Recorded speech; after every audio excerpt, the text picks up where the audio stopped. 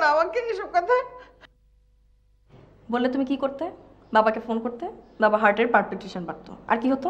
কি করতাম না করতাম সেটা তো পরে, আগে বললে তো তোর বাবাকে ডেকে এনে তোকে ওই যে কি বললো সিটি স্ক্যান নাকি ওটা করাতাম। এখন কিছু হয়ে গেলে তোর স্যারের নাম কোটা হলো কেন? আছে, রহস্য আছে। মানে কেন, রহস্যটা কি? আমাদের স্যার একবার কেউটা সাপ আছে না, ওটা পড়াতে গিয়ে কৌটা সাপ বলে ফেলেছিলেন। আমি ওর আম্মা বলছি। সালামালাইকুম খালাম্মা। খালাম্মা উনি কি আছেন? না, ও তো বাসায় নেই। তুমি কে বলছো মা? খালাম্মা আপনি তো আমাকে চিনবেন না। আমি না চিনলে অসুবিধে নেই। তোমার নামটা কি বলো?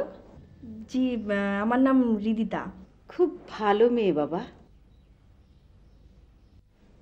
তুই কি করে বুঝলে ভালো মেয়ে? বারে আমি কথা বললাম না, বেশ মিষ্টি গলা। গলা শুনে বুঝলে মেয়ে ভালো? দেখ, আমার বয়স হয়েছে, তোর চাইতে অন্তত একটা মেয়েকে আমি ভালো বুঝবো। শুধু মেয়ে না মা, তুমি সব বিষয় খুব ভালোবাসো। শোন, ওকে আমি আবার ফোন করতে বলে দিয়েছি। খুবই ভালো মেয়ে, নিশ্চয়ই আবার ফোন করবে।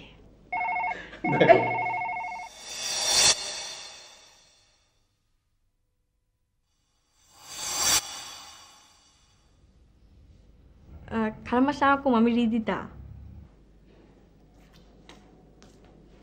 আই বুড়ো, তোর ফোন। আমার ফোন? হ্যালো। হ্যালো, আমি রিদিতা। চিনতে পেরেছেন? ওই যে যার জীবন বাঁচিয়েছেন, আমি সেই রিদিতা। ও হ্যাঁ হ্যাঁ হ্যাঁ, আপনার জীবন বাঁচায়নি, একটা লিফট দেওয়ার সুযোগ নিয়েছিলাম মাত্র। আমি একটা কথা বলি, আপনাকে যখন বিদায় দিয়ে আমি বাসায় ঢুকছি, বারান্দায় এসে দেখি কি একটা ছেলে আপনার গাড়ির গ্লাস নিয়ে যাচ্ছে। মানে তখন আমি সে কি, কেন আপনি কেন ওই অসুস্থ অবস্থায় নিচে নেমে এলেন? এই হয় যে কারো উপকার করতে হয় না, উপকারীকে বাগে খায়। আপনার শরীর এখন ভালো তো? হ্যাঁ ভালো। আসলে মানে আমি আপনাকে সরি বলার জন্য ফোনটা করেছি। আপনি আমার এত বড় একটা উপকার করলেন, অথচ আমার বাসার সামনে এসে আপনার গাড়ির গ্লাসটা চুরি হয়ে গেল।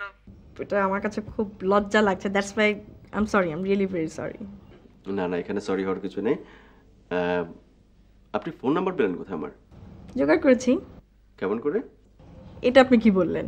আরে আপনি এত বড় একজন আর্টিস্ট, আপনার নাম্বার পাওয়া কি খুব কঠিন কোনো ব্যাপার? যে কোনো গ্যালারিতে ফোন করলেই তো পাওয়া যায়। বাবা, অনেক কষ্ট করলেন আপনি। তেমন কোনো কষ্ট করিনি, আমি আরো কষ্ট করার জন্য রেডি আছি। আমি আজকে একটু ব্যস্ত আছি, পরে কথা বলি আপনার সঙ্গে। ওকে, টেক কেয়ার, খোদা হাফেজ।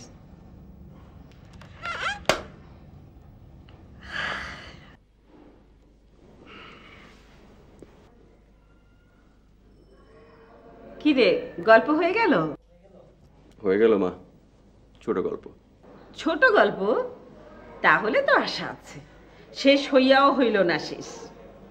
আচ্ছা শোন, মেয়েটার গলাটা তো বেশ মিষ্টি, দেখতে কেমন রে? দেখতে কেমন, শুনতে কেমন, তুমি এসব দিয়ে কি করবে মা বলো তো? আমি আবার কি করব, এমনি জিজ্ঞেস করব।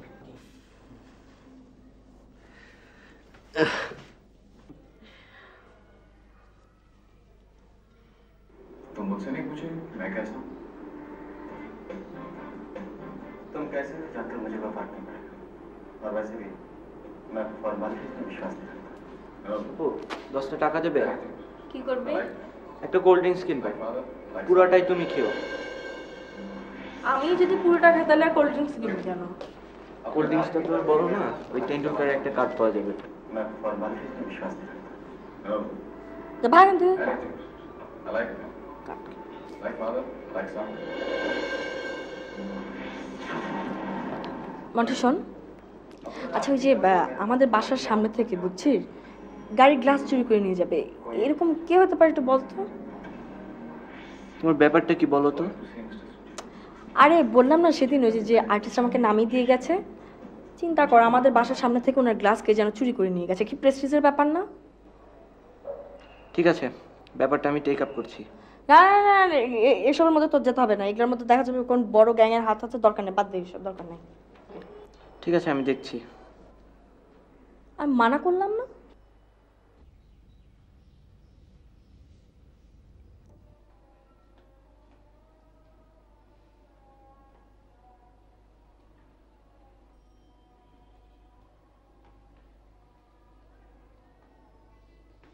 तुम्हारे सवालों का जवाब देने की कोई एक এটা দেখো তো পারতেছি না। বুঝতে পারছি আমরা। দেখো না প্লিজ। বাবা, এতগুলো বাসা, একেবারে মুখ ব্যথা হয়ে গেল। কি ব্যাপার, তুমি তো গেলে পায়ে হেঁটে, তোমার মুখ ব্যথা হবে কেন? আরে সেটাই তো বলছি, এতগুলো বাসা বলতে বলতে মুখ একেবারে ব্যথা হয়ে গেছে। কি কথা? সব বাসে গিয়ে বললাম, শুনেছেন আমাদের ইদি তো সাংঘাতিক বড় একটা অ্যাক্সিডেন্ট করেছে, একেবারে রাস্তা অজ্ঞান হয়ে গেছিল। লোকে জিজ্ঞেস করলো না যে কেন অজ্ঞান হলো? আবার জিজ্ঞেস করেনি, জিজ্ঞেস করেছে ওই যে 6 নম্বরের বউটা, বললো কি আপনার ইদির কি ফিটের ব্যারাম আছে, দেখ তো কি পাজি না। তুমি কি বললে?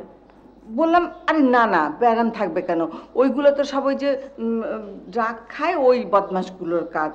আসলে না, মাদক মানুষকে একেবারে অমানুষ করে দেয়। বাবা, মা এত কঠিন কথা তুমি বলতে পারলে? হ্যাঁ পারলাম, কিন্তু ওরা না বুঝতে পারে না, বুঝলি, খালি জানতে চায় রিদিতার সঙ্গে সম্পর্ক কি। আমার না খুব রাগ হলো। আরে যারা নেশা করে, নেশার টাকা না পেলে তো একদম পাগলের মতো হয়ে যায়, এটা ওরা বুঝতে চায় না। তুমি এই কথা কোত্থেকে শুনলে? ওই যে তোর মেজো মামা সব বলেছে ওর কাছ থেকে। মানে মেঝো মামাকেও বলা শেষ? মা, তো তোমার লেকচার শুনে ওনারা কি বললেন? শুধু জানতে চায় যে কে তোকে হাসপাতালে নিল, কি হলো না হলো, আরো সব কত কথা। থাক, ওগুলো তো শোনার দরকার নেই। কেন বলা যাবে না? মানে মা, বলো আমাকে, বলো। আমি না তোমার মতো মহিলার কখনো দেখিনি, নিজে সারা পাড়া ঢোল পিটিয়ে এসে বলেছে যে আমার মেয়ে অ্যাক্সিডেন্ট করে সেন্সলেস হয়ে পড়ে আছে। মানে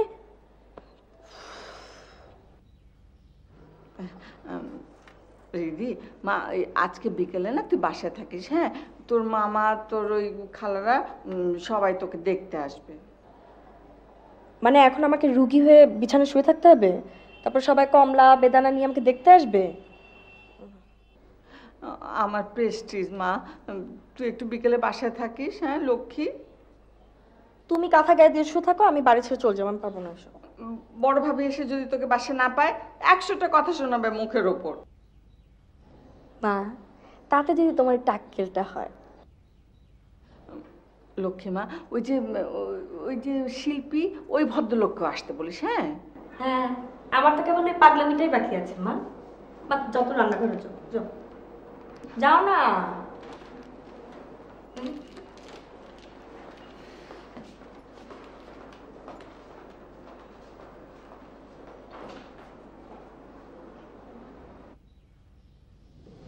বাপরে বাবা, কি এমন রান্না বান্না করছো? সারা রাত এই গন্ধে শেষ। একটু মুরগি ছাড়া একটু পোলাও করেছি। আরে তুই আবার উঠে আসলি কেন?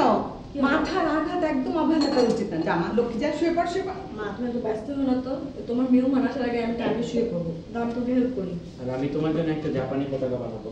মানে মানে ওই যে দেখো না সিনেমার মধ্যে যে নায়িকার একটু অ্যাক্সিডেন্ট হলে মাথার মধ্যে সাদা ব্যান্ডেড পরে থাকে, আবার এই মাঝখানে একটা লাল থাকে, পুরা যেন জাপানি পতাকা।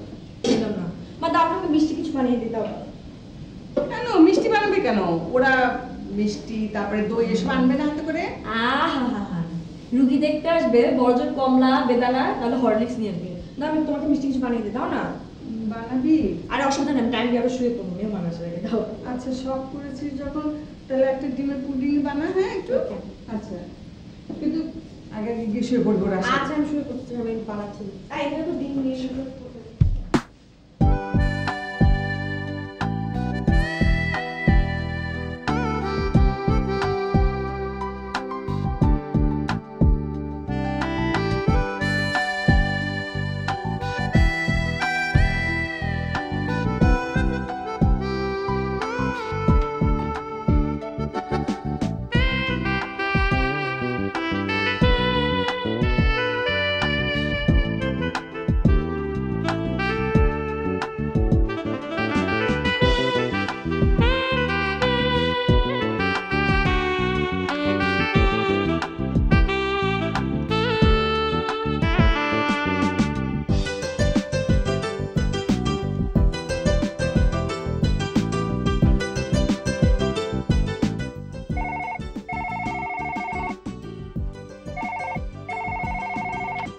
হ্যালো, কে? আমি রিতা। জি বলুন। আসলে এখন ফোন করেছি আমি আমার মার পক্ষ থেকে। মা আমাকে বলছিলেন যে একদিন আপনাকে বাসায় নিয়ে আসতে, তো আজকে তো অনেক লোকজন আসবে আমাকে দেখতে। কি ব্যাপার, পাত্রপক্ষ নাকি? না না না, আমি এত বড় একটা অ্যাক্সিডেন্ট করলাম তাই সবাই আমাকে দেখতে আসবে। বাসায় হেভি রান্না বান্না হচ্ছে, মা বলছিলেন যদি আপনি আসেন। না না, দরকার নেই। হ্যাঁ আমিও তাই ভাবছিলাম, এত ভিড়ের মধ্যে আপনার আসার দরকার নেই। আপনি নিশ্চয়ই ভিড়টি পছন্দ করেন না, তাই না? না, করে না। তবে আপনাকে আমি একদিন বাসায় নিয়ে আসবো, আপনি শুধু একা আসবেন, আর কেউ থাকবে না। আমি তো একটা ছবিতে কেবল রং চড়িয়েছি। আজ থাক, পরে কথা বলি। আই সরি, আমি মনে আপনাকে ডিস্টার্ব করলাম না? ওকে, খোদা হাফেজ।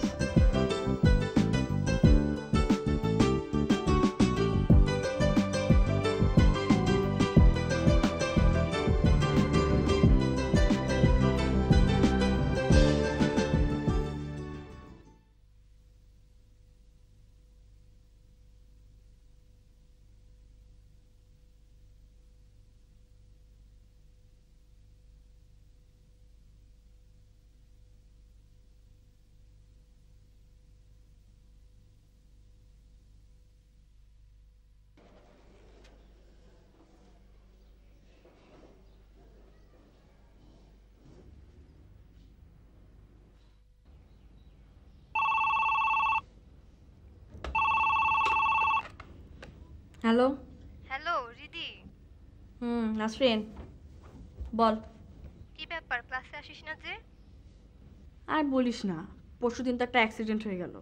রিক্সা থেকে পড়ে অজ্ঞান হয়ে গেলাম, তারপর তো যে এখন বাসায় বসে বসে রেস্ট নিচ্ছি। বলিস কি, কেমন করে? আর ওই হাইজাকাররা ব্যাগ ধরে টান দিল। তারপর? তারপর আবার কি, অজ্ঞান হয়ে গেলাম, চোখ খুলে দেখি যে আমি হসপিটালে। তোকে হাসপাতালে নিয়ে গেল কে? রিক্সাওয়ালা? সেটা তো বলা যাবে না ডিয়ার, বাট এতটুকু শিওর যে রিক্সাওয়ালা না। এই বল না কে, শোনার জন্য আমার পেট ফেটে যাচ্ছে। আরে বাবা, সেটা সময় হলেই জানতে পারবি। আচ্ছা শোন, একটা কাজ করতে পারবি, আমার সাথে একখানে যেতে পারবি? কোথায়? একটা আর্ট গ্যালারিতে। কেন, কোনো এক্সিবিশন আছে? আচ্ছা। কার? আহা, সেটা গেলে তো তুই দেখতে পাবি। তুই কাজ কর, তুই এখনই চলে আয়।